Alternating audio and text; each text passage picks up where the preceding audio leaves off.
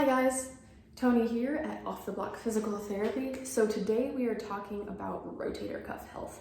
So for those of you who don't know, the rotator cuff is made up of four primary muscles, the teres minor, the infraspinatus, the supraspinatus, and subscapularis. So they all are attached back here to your shoulder blade and allow the motions of rotation at the shoulder. So this is external rotation and internal rotation to occur smoothly and strongly. So the biggest issue that a lot of swimmers have is that their rotator cuff is not properly strengthened to endure the repetitive rotational motion required to stroke.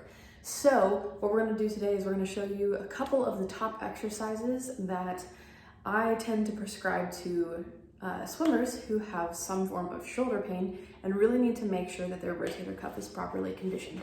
So the first exercise, we're gonna work on our internal rotation strength. So if you have any sort of TheraBands or any sort of pulley cables, that's what you're gonna utilize for a couple of these exercises.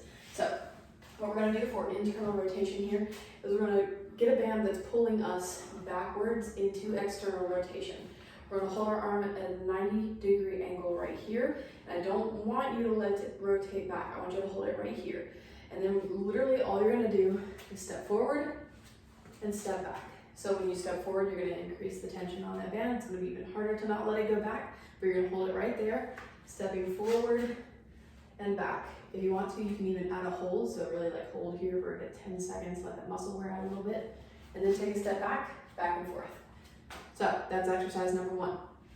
Exercise number two now is a face pull with the bands pulling you into internal rotation. So what you're having to do is work your external rotators to keep them up.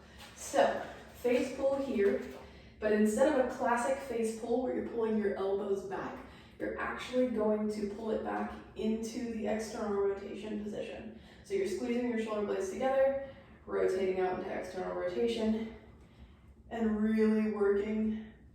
You can even add a hold to this one here. So this is a face pull with an external rotation focus.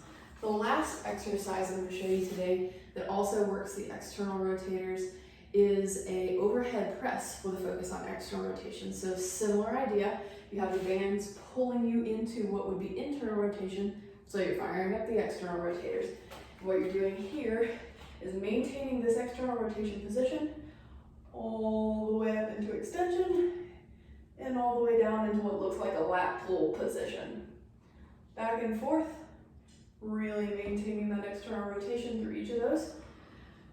So there are three rotator cuff muscles that primarily do external rotation and only one that does internal rotation. So that's why our exercises, two of them were for the external rotators and one was for the internal rotators, kind of to match that balance. But those are the three most common starting exercises that I give swimmers with shoulder pain that need to develop their rotator cuff. So tune back in next week for another blog post from Off the Block Physical Therapy. Thanks.